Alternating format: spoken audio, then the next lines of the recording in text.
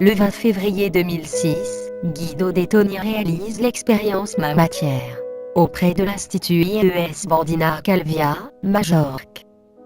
Ma Matière est le nom donné par le sculpteur Guido De Toni au processus créatif et collectif, par lui conçu début années 70. Le processus commence avec la rencontre entre la matière malléable et les mains, qui les malaxent, avec les yeux bandés, en percevant stimulation sensorielle, comme la musique, la fragrance et, quelquefois, un élément comestible. Et intellectuel, comme un conte, une poésie, une histoire.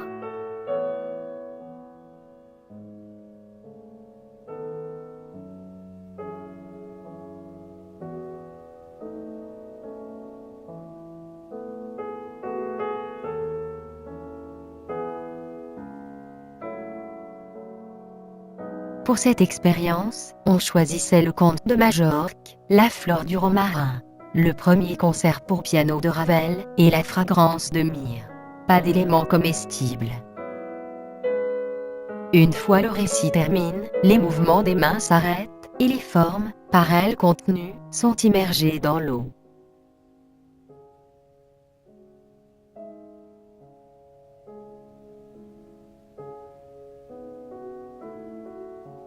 Après, les jeunes auteurs choisissent le point de vue duquel photographier chacune de leurs formes. De Toni exporta les images numériques, ainsi obtenues, à l'écran de l'ordinateur, pour atteindre le résultat final. Soit, l'illustration ou la séquence d'illustration, qui interprète et représente la totalité des stimulations initiales, adressées au sens et à l'intellect, pour réveiller mémoire et émotion. Avec les 15 images numériques, Guido De Toni a composé les 15 illustrations du conte. Coloration, graduation de l'intensité, renversement, agrandissement et réduction. Toutes les formes sont utilisées, en les composant et superposant entre elles. Elles n'ont subi aucune distorsion.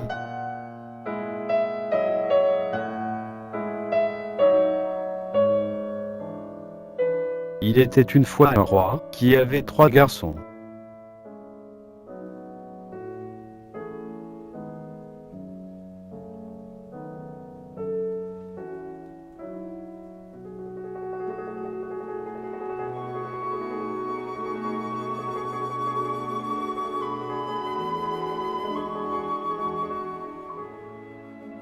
Les garçons avaient un aigle dans une grande cage.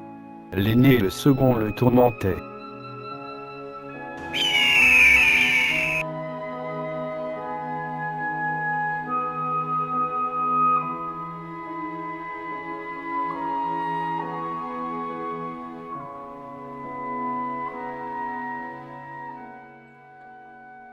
Le cadet, qui s'appelait Bernard, un jour le libéra, et l'aigle lui dit qu'il pouvait toujours compter sur son aide.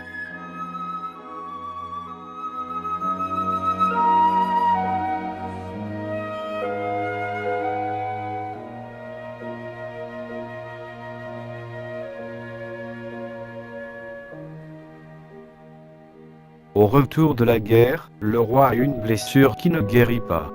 Les docteurs de la cour lui disent que seulement la fleur du romarin peut le guérir. Allez la chercher, mes enfants. Celui qui me la rapportera deviendra roi.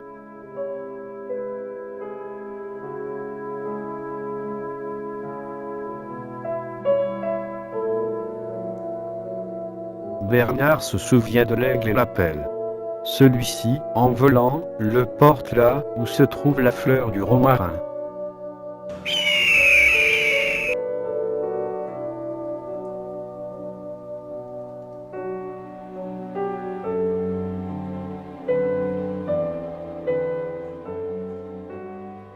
Sur une montagne, dans le fond d'un précipice, se trouve la fleur.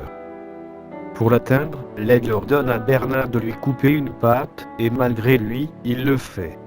Comme ça, il arrive à saisir 3 fleurs.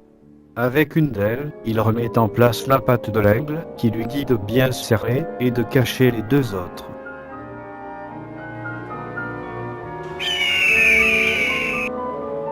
L'aigle ramène Bernard, avec les fleurs sur le lieu du rendez-vous avec ses frères.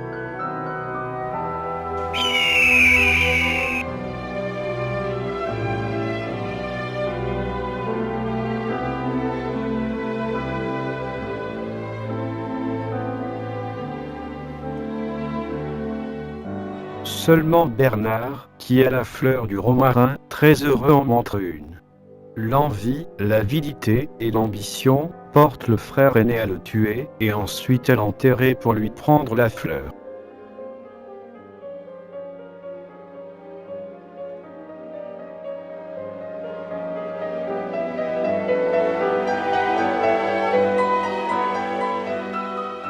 Le frère aîné tient ainsi la fleur qui guérira son père.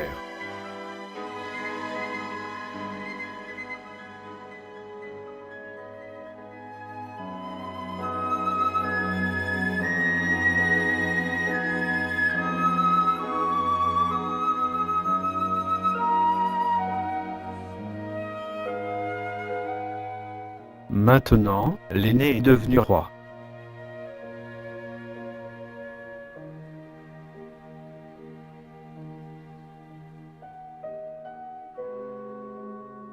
Dans le lieu où Bernard est enterré, pousse une canette.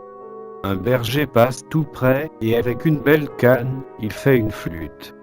Il la joue et avec grande surprise, il entend une voix qui lui dit: On m'a enterré dans le sable pour la fleur du romarin. Le vieux roi en prend connaissance et veut que toute la famille joue cette flûte. L'aîné a peur, il ne veut pas, mais le roi l'oblige et on entend une voix qui dit: Ô frère, frère méchant, tu joues et tu me fais mal. Tu m'as enterré sous le sable pour la fleur du romarin. Alors, tout le monde se dirige vers le sable. Il déterre et trouve Bernard, vivant, grâce à la troisième fleur du romarin, gardée avec lui.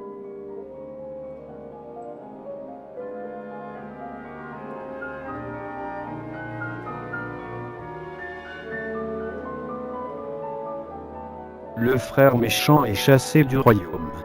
Bernard devient roi et l'aigle reste toujours près de lui en cas de besoin.